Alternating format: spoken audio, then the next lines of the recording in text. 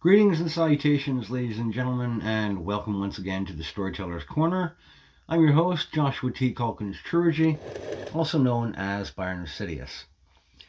This is another storyteller's perspective, not sharing a story or doing a review, just going over some general updates and notes, things in the realm of the bookish that I've been poking around at and into the last couple of days.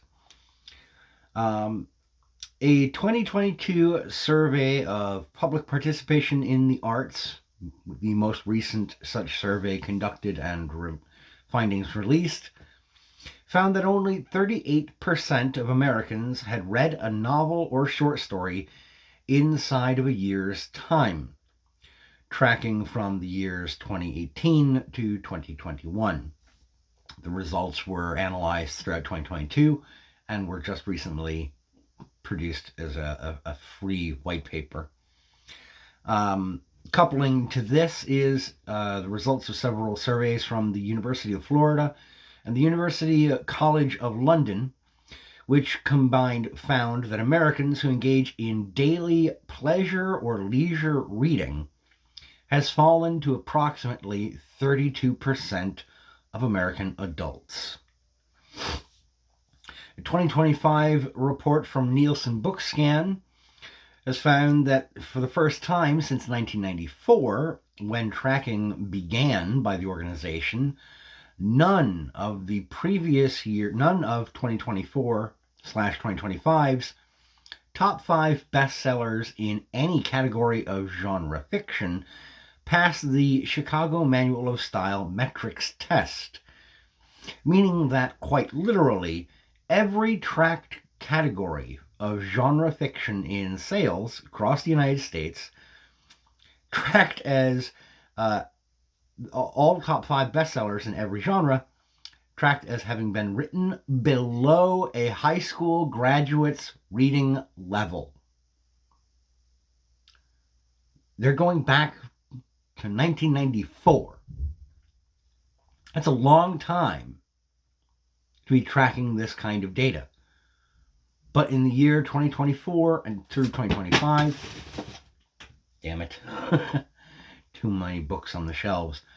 For the first time, every bestseller across every category of fiction, this is not including nonfiction, was written below a high school graduate reading level. What are we reading, folks? Anything that challenges us? I would say probably not, just from looking at that. Additionally, as Baker and Taylor, one of the world's largest and longest standing and operating book distributors, continues to wrap up and shut down operations this year.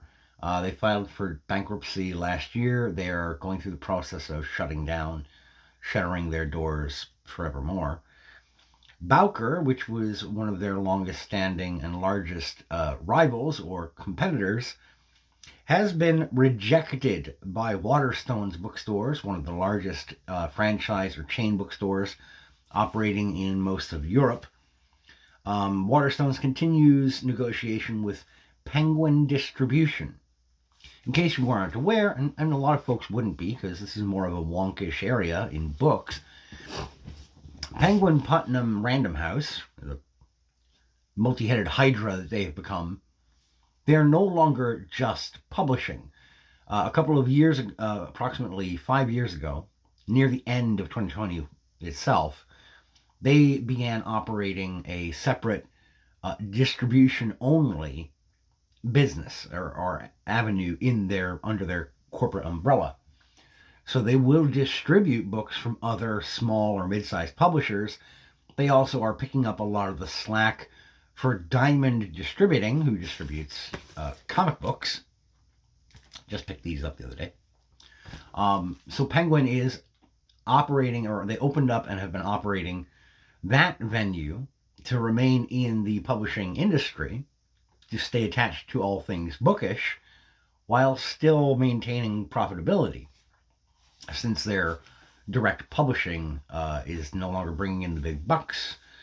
And they've seen some moderate success now with Diamond seeming to go belly up, they're seeing an uptick in business.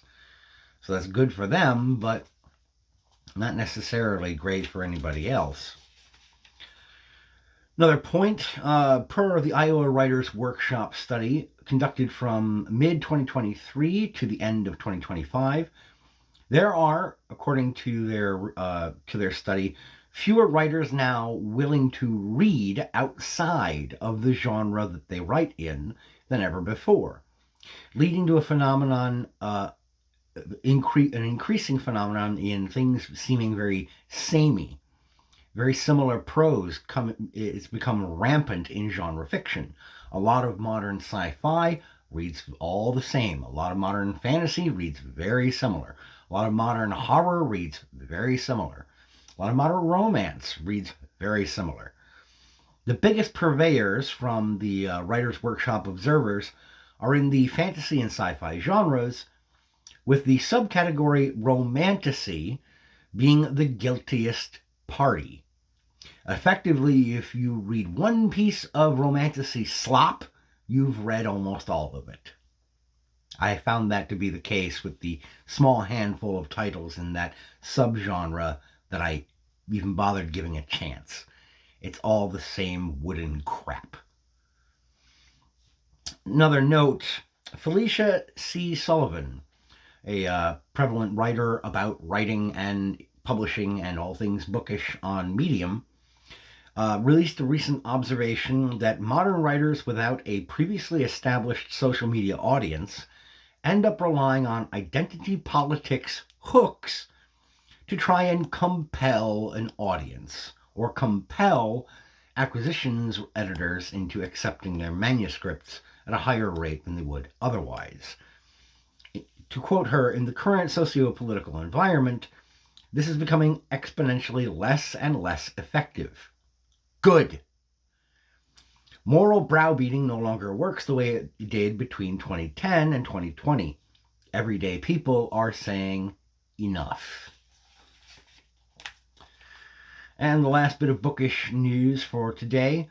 One Dr. Linda Fontaine of the American Psychiatric Association observes that women who read erotica and romantasy predominantly are increasingly objecting to having their books called smut or porn because they, quote, object to being compared to men indulging in pornography out of an undeserved sense of moral superiority and narcissism, and they lash out when this hypocrisy is exposed and highlighted. None of this should shock anyone who's paying the slightest bit of attention to the current state of popular culture or the intersection of pop culture and geopolitics or socio-political conversations, particularly in the West. None of this should be shocking. Maybe a little disappointing, but not shocking. That's all for me for now, ladies and gentlemen. I'd like to thank you for tuning in. Thank you for listening. I ask that you take care of yourselves and ask, as always, keep reading.